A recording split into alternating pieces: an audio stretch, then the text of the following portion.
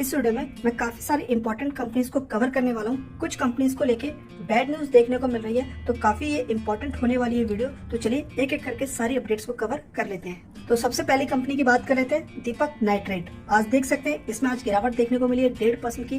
अगर हम रिटर्न की बात करें तो अपने इन्वेस्टर को साल में तो इसने कुछ रिटर्न बना के नहीं दिया, लेकिन 5 साल में काफी अच्छे रिटर्न्स बना के दिए हैं। और उसके बाद अगर हम देखें 2021 के बाद से लेके अभी तक इस स्टॉक में फिलहाल कोई जंप देखने को नहीं मिल रहा है। अब कंपनी को लेके जो अपडेट आ रही है उसमें ये देखने को मिल रहा है, आप यहाँ पे देख सकते हैं दीपक नाइट्रेट सीईओ जो कि मौलिक मेहता, ये कंपनी के सीईओ है। अगर ये कुछ कह रहे हैं तो डेफिनेटली वो सीरियस बात होगी। अब ये कह रहे हैं कि आने वाले टाइम पे जो डिमांड है वो कंटिन्यू वीक देखने को मिल सकता है। Demand has been weak until September, ऐसा ये कंपनी के सीईओ बता रहे हैं। क्योंकि जो चाइना है हैज बीन वीक, चाइना का मार्केट उनका वीक हो रहा है और डंपिंग फ्रॉम चाइना कंटिन्यूस, जो कि चाइना ने जो जिस तरीके से यूरोप मार्केट और अमेरिकन मार्केट में जो डंप कर रहा है वो कम प्राइस में, वो ऐसी बड़ी कंपनी को इम्पैक्ट देखने को मिल सकता है। Not a very bullish commentary from a Deepak nitrate, और इसी वजह से इस स्टॉक में आपको आज गिरावट देखने को मिली है। तो हम कह सकते हैं कि आने वाला जो इस साल है 2023, आपको इसमें कोई जंप देखने को नहीं मिलेगा, 2000 के आसपास ही देखने को मिलेगा। लास्ट इसमें जो हमने बाइंग के बारे में बात किया था उस 1750 के बाद कभी इसमें बाइंग के लिए हमने बात नहीं की है। 1750 पे ठीक है, उससे ऊपर इसमें बाइंग करना बनता नहीं है, क्योंकि ऑलरेडी ये कंपनी जो है 28,000 करोड़ की है, मार्केट की लीडर है। लेकिन इसमें बार बार एक्यूमुलेट करने की ये कंपनी है नहीं। अगर 1750 से नीचे जाता है देन तो इट्स ओके, अदरवाइज अभी इस कंपनी को कंटिन्यू होल्ड कर सकते हैं और ऐड करने के बजाय इसको साइड में आप रख सकते हैं। देन उसके बाद नेक्स्ट जो है RVNL।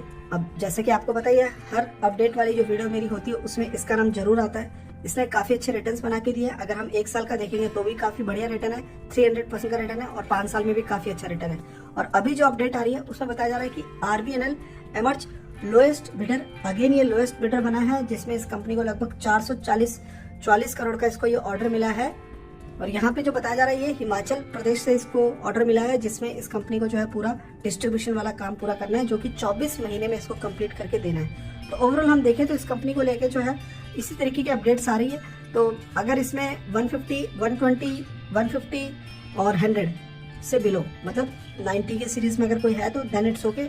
अप साइड में अभी बाय करने का फायदा नहीं, क्योंकि मार्केट ओवरऑल जो सेंटीमेंट है वो बहुत ज्यादा बुलिश नहीं है। मार्केट में फिलहाल अभी आपको थोड़ी बहुत जो है करेक्शन देखने को मिल सकती है, तो हाई पे बाय ना करें, गिरावट में ही इसको बाय करने के बारे में सोचा जा सकता है। देन उसके बाद नेक्स्ट है एवेन्यू सुपरमार्ट। देख सकते हैं 3800 पे स्टॉक आ गया है, 3% की सीधा जंप देखने को मिली है। मैंने आपको बताया था कि इस कंपनी में अगर आपने 3500 से नीचे ऐड किया होगा दोस्तों तो बहुत अच्छा है। मैं कंपनी के बिजनेस को समझता हूँ, इसीलिए मैं आपके सामने रखता हूँ। अगर आप क्लियरली देखेंगे यहाँ पे इसने 3500 का लेवल ब्रेक किया हुआ है, 3200 का लेवल इसमें भी हमने इसको ऐड किया, फिर 3300 के लेवल, ये मोटा मोटा आप देख रहे हैं गूगल पे, ये देखिए 3300 का लेवल, और यहाँ पे भी इसने 3500 के लेवल को ब्रेक किया था। तो बहुत बार इसने 3500 के लेवल को ब्रेक किया है, जिसमें हमने सिर्फ यही बात किया है SIP कर रहे हो तो SIP कर लो, ऐड करना चाहते हो तो ऐड कर लो, जो मन वो कर लो। कंपनी की जो प्रोजेक्शन आई है, जो सेल्स ग्रोथ देखने को मिली है, वही मार्केट को काफी पसंद आया है। आज लगभग इसमें 4% की जंप देखने को मिली है। कंपनी ने जो Q2 के जो नंबर दिखाए हैं वो बहुत ही स्ट्रांग है, जिसके हिसाब से अगर देखा जाए तो 15% कंपनी ने सालाना बेसिस ग्रोथ दिखाई है। 12,000 करोड़ की सेल्स दिखाई है, जो कि 10,000 करोड़ की सेल्स थी लास्ट फिजिकल ईयर में। और अगर आप देखेंगे तो अभी कंपनी के जो नियर अबाउट स्टोर की बात करें तो 336 स्टोर अभी तक कंपनी ने ओपन कर लिए हैं, और कंपनी ने 9 न्यू स्टोर ज्वाइन किए हैं, मतलब ओपन किए हैं जुलाई से लेकर सितंबर तक। ये है कंपनी की स्ट्रेंथ। एक स्टोर ओपन करने में कई करोड़ रुपए लग जाते हैं, 9 इन्होंने स्टोर ओपन किया। प्रॉफिटेबल बिजनेस है ना। अगर देखा जाए ना तो देखो इस कंपनी के बारे में अगर मैं बात करूं तो ये पूरे इंडिया में जितने भी अगर आप मार्केट देखोगे, सबके मार्केट को, सुपर मार्केट को इसने एक तरीके से चैलेंज करके रखा हुआ है। चैलेंज भी नहीं है, बहुत ऊपर है, कोई इसके टक्कर में भी नहीं है। सारी चीजें ये वन रूफ में सेल करती है, एक ही सारी चीजें इसके मार्केट में बिकती है, जहाँ पे इंक्लूडिंग फूड आइटम देख लो, नॉन फूड आइटम देख लो, सारी चीजें जो है, अपीयरेंस की बात कर लो, इलेक्ट्रॉनिक्स की बात कर लो, सब के सब जो है इसके वन रूफ में देखने को मिल जाता है। मतलब वन रूफ टेबल है ये कंपनी, वन रूफ शॉप है, जो कि वहाँ पे सब A to Z सारा सामान मिल जाता है। कंपनी को होल्ड करने वाली जो कंपनी होल्ड जो कर रहे हैं वो राधा किशन दमानी जी हैं। और कंपनी जो है देखा जाए तो गुजरात, आंध्रा, महाराष्ट्र, कर्नाटका, तेलंगाना, मध्य प्रदेश, NCR, दिल्ली, पंजाब, राजस्थान, छत्तीसगढ़, हर एक, मतलब इंडिया के अभी कॉर्नर में धीरे धीरे फैलना स्टार्ट हो चुके हैं। पूरे इंडिया में अभी काफ़ी स्टोर्स ओपन करने हैं। 336 स्टोर से कंपनी अभी नहीं होती बड़ी, बहुत स्टोर अभी ओपन करने बाकी है एंड मुझे लगता है टाइम आ चुका है, इसमें अब रिवर्सल आने का तैयार है ये स्टॉक।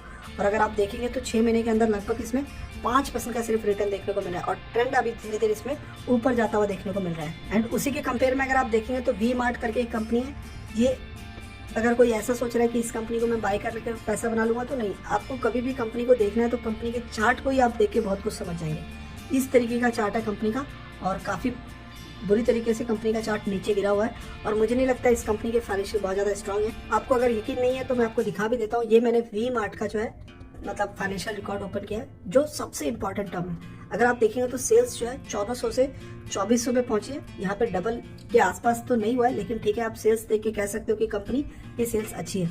लेकिन क्या ये प्रॉफिटेबल है बिजनेस? जब प्रॉफिटेबल नहीं है तो आपका पैसा कैसे बनाएगी? जो कंपनी प्रॉफिट बना रही थी 2021 से लेके अभी तक कंपनी नेगेटिव ट्रेंड में, तो ऐसी कंपनी से थोड़ा सा दूर ही रहिएगा आप लोग, क्योंकि नेगेटिव बिजनेस है, नेगेटिव प्रॉफिट है, तो उस कंपनी में पैसा लगा के फंसाने की जरूरत नहीं है। डीमार्ट एक लार्ज कैप कंपनी है लेकिन बहुत स्ट्रॉन्ग प्रॉफिटेबल उसका बिजनेस है। तो बड़ी कंपनी में अगर आप जा रहे हो और ऐसे बिजनेस में जा रहे हो तो मुझे लगता है डीमार्ट ज्यादा अच्छे रिटर्न्स देगी वी मार्ट से। देन इसके बाद नेक्स्ट है सुजलॉन। आप देख सकते हैं आज लगभग इसमें काफी अच्छा 4% का जंप देखने को मिला है। इसको मैंने कवर इसलिए किया है क्योंकि जंप है और इसमें अगर आप देखेंगे तो 1 साल में काफी अच्छा रिटर्न ये कंपनी दे चुकी है, तो काफी लोगों के चर्चे में है।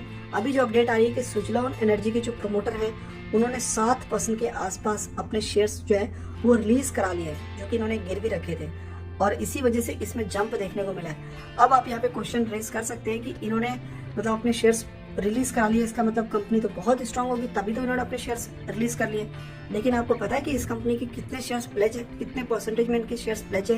तो यहाँ पे अगर आप देखेंगे तो करीब 80% प्लेज परसेंटेज कितना है, 80% इनके शेयर्स जो है प्लेज है, जिसमें से नियर अबाउट 7% के आसपास ये अभी इन्होंने रिलीज करवाया। तो नियर अबाउट ही कितना हो जाएगा, 73 के आसपास ये जो है शेयर्स अभी भी प्लेज देखने को मिलेगा। तो डेट टू इक्विटी भी देखोगे तो बहुत ज्यादा हाई डेट कंपनी है, कंपनी के ऊपर बहुत ज्यादा है, सोलर सेगमेंट से बिलोंग करती है बट डेट बहुत ज्यादा है इस कंपनी का। तो इतना ज्यादा इस पर रिस्क मत लेना, अभी इतना ज्यादा ये इन्वेस्टमेंट करने वाली कंपनी नहीं लगती। पैसा देखो स्टक हो जाएगा अगर नीचे चला गया स्टॉक, सिर्फ ये ऑर्डर की वजह से इस स्टॉक में जो है इस तरीके का जंप देखने को मिल रहा है कि बड़ी कंपनी से इसको ऑर्डर मिल रहा है और आगे आने वाले टाइम पे बहुत अच्छी ग्रोथ दिखा सकती है। इस कंपनी का जो एसेट है वो तो बहुत स्ट्रांग है, क्योंकि जितने भी सोलर विंड है ना वो इसने बहुत ज्यादा इसने लगा के रखे हुए हैं, वो है इसके पास, लेकिन फंडामेंटल बहुत ही ज्यादा वीक है। आप इस जंप के चक्कर में जाओगे फिर ऐसा कुछ ना देखने को मिल जाए, तो इसीलिए ऐसी कंपनी से फिलहाल मैं चाहता हूँ कि दूर ही रहे तो ज्यादा बढ़िया रहेगा। इन्वेस्टमेंट करने के लिए बहुत अच्छी अच्छी कंपनीज है, उनके ऊपर फोकस कर सकते हैं। देन इसके बाद नेक्स्ट है दोस्तों जुबिलेंट फूड वर्क। देखा जाए तो इस कंपनी को लेके आपको पता है, मैंने बताया डोमिनोज है इसके पास, हम लोग इसके इन्वेस्टर है, स्ट्रॉन्ग नेटवर्क है, लेकिन रिटर्न अप नहीं है इस कंपनी से। मुझे लगता है और भी चैलेंजेस होने वाला है। देखिए, अगर अपना ये प्रोडक्ट का प्राइस नीचे कर देगी ना, प्रोडक्ट का प्राइस अगर घटा देगी, 100 रुपए का अगर ये पिज्जा बेच रही है एंड उसको 50 रुपीज कर देगी, तो सबसे बड़ा इम्पैक्ट किस पे आएगा मालूम है आपको? सेल तो कंपनी की हो जाएगी, मतलब सेल आराम से 1 की 2 हो जाएगी, मतलब आपको सेल तो बढ़ेगी, कम प्राइस होगा, लेकिन प्रॉफिट किधर गया? जब 100 रुपए पे कंपनी जो प्रॉफिट बना रही थी, अब वो 50 रुपए में कितना प्रॉफिट बनाएगी? नहीं बनाएगी। तो नुकसान किसको हुआ? शेयर होल्डर्स को सबसे ज्यादा नुकसान होगा जो कंपनी में इन्वेस्टमेंट करते हैं, और वो आप यहाँ पे देख सकते हो। इसीलिए आज ऐसी गिरावट देखने को मिली है। न्यूज पता है क्या है कि डोमिनोज ने बोला है कि कट करो भाई रेट लार्ज पिज्जाज पे 50%। अब आप सोचो 400 रुपए के आसपास आता है बड़ा पिज्जा, उसको सीधा 200 रुपए कर देगी। तो जो प्रॉफिट पहले कंपनी कमा रही थी, आज से पिछले साल से लेके जब तक कंपनी चल रही थी, उस पिज्जा का रेट सीधा 200 रुपए कर दो, यानी सेल तो बढ़ गई लेकिन प्रॉफिट नीचे चला गया।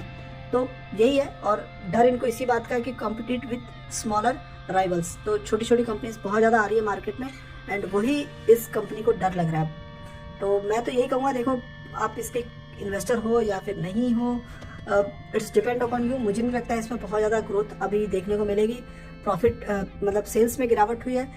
देखिए, नेटवर्क तो बहुत स्ट्रांग है। अगर मतलब कंपनी अगर सेल्स बढ़ाती है तो मार्जिन बढ़ाने के लिए कंपनी को रॉ मटेरियल और भी सस्ते रेट में लेने पड़ेंगे, और क्योंकि ये कंपनी जो है डेयरी प्रोडक्ट से चलती है ना, इनके पिज़्ज़ा वगैरह जो है, अब चीज़ वगैरह ये यूज़ करती है, इस तरीके के प्रोडक्ट भी है इनके पास। तो किस तरीके से मैनेज करेगी वो तो कंपनी के नंबर ही बताएंगे। मेरे को फिलहाल अभी इस कंपनी से ज़्यादा रिटर्न की एक्सपेक्टेशन नहीं है। मुझे लगता है ये एक साइडवेज कंसोलिडेशन ही धीरे धीरे आपको ऊपर नीचे मिलेगा। इसमें ज़्यादा अभी कोई इन्वेस्टर सीरियस नहीं होगा इन्वेस्टमेंट करने के लिए।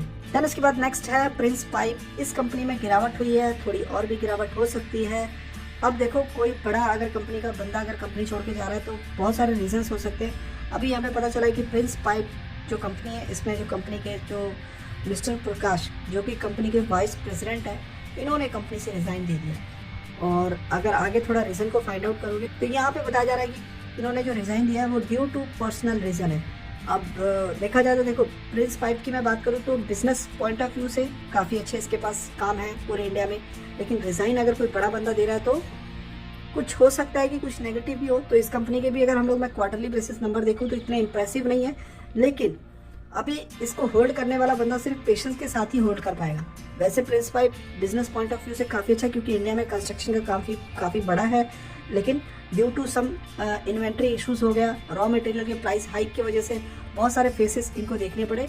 एंड मुझे लगता है कि अभी अगर नंबर अच्छे आते तो ठीक है, वीक आते तो फिर ये भी एक साइडवेज में आपको देखने को मिल सकता है। उसके बाद नेक्स्ट कुछ अपडेट है जिसको लेके मैं आपको बोला था कि ये स्टॉक यहाँ तक हम लेके जाएंगे, देन वहाँ से उस पर बाइंग होगी। सबसे पहले आरोन इंडस्ट्री है जो कि 270 पे देखने को मिल रहा है। इसको 250 से नीचे लेके जाना था और वो हमने कर दिया था। इसको 250 से नीचे आप देखिए, ये करीब 10% से ज़्यादा, अगर मैं एग्जैक्टली देखूँ तो नियर अबाउट ये स्टॉक कितना करीब 13% की गिरावट तक गया था। और अब यहाँ पे अगर देखोगे तो आराम से इसने 240 का लेवल टच किया था और मैंने 250 का बोला था कि इसमें एंट्री कर लेना। आपने नहीं किया, किसी और ने वो बात सुन ली और उसने एंट्री कर ली और आरोन अभी सर्किट में देखने को मिल रहा है, काफी स्ट्रॉन्ग बिजनेस है। देन उसके बाद अदानी विलमार के बारे में भी आपको अपडेट किया था कि स्टॉक अपने सपोर्ट जोन में ट्रेड कर रहा है और वहां से इसमें बाइंग आनी स्टार्ट हो चुकी है, अभी आई है। और ये अगर आप देखोगे तो काफी बढ़िया ये स्टॉक नीचे चला गया था, 340 से इसका सपोर्ट बन रहा था, 340 इसका बहुत अच्छा लेवल था एंड वहीं से इसमें सपोर्ट से अभी एक रिवर्सल यहाँ पे देखने को मिला है। और ये जो बाइंग आई है इसमें चांसेस कम है कि इस स्टॉक में नीचे करेक्शन देखने को मिले, ये सस्टेन करेगा, धीरे धीरे इसमें बाइंग आएगी, गिरावट की चांसेस बहुत कम है। उसके बाद नेक्स्ट अपडेट है IRCTC, इसको दिसंबर तक का मैंने 800 का टारगेट रखा है दोस्तों। इसलिए ये स्टॉक अभी 600 से 700 पे पहुंच गया, 700 से 800, तो 200 रुपये पर शेयर आपको दिसंबर तक का ये कंपनी प्रॉफिट बना के देगी। और जो कुछ पुराना है, देखिए जो कोर पोर्टफोलियो है उसमें तो मत छेड़ो, उसमें एसटीज इसको पड़े रहने दो, क्योंकि ये कंपाउंडिंग वाली कंपनी है। कंपाउंडिंग इन द सेंस आपके पैसे 2-3 बार मल्टीप्लाई कंपनी कर देगी। देन उसके बाद इसमें आपको सिर्फ डिविडेंड का ही फायदा होगा, क्योंकि 50,000 करोड़ की है, 1-2 लाख करोड़ की कंपनी बन जाएगी। उसके बाद इसमें मतलब स्टॉक में ग्रोथ आपको बहुत कम मिलेगी, लेकिन डिविडेंड आपको कंटिन्यू मिलता रहेगा। तो देख सकते हैं काफी अच्छा यहाँ पे एक चार्ट बना है, मतलब एक इसने सफर तय किया, देन उसके बाद यहाँ पे काफी लंबा सफर तय कर रहा है और यहाँ से ब्रेकआउट का काफी दुनिया लोग वेट कर रहा है, तो वो मिलेगा आपको 800 तक। तो इजिली आपको अभी 2-3 महीने में देखने को मिल जाएगा, थोड़ा थोड़ा जंप के बाद। और ये stock business point of view से अगर मैं बात करूँ तो ऐसा बिजनेस ही नहीं है किसी के पास, तो डेफिनेटली आप देखते रहिए ये स्टॉक किस तरीके से आपको एक जंप देखने को मिलने वाला है इन फ्यूचर।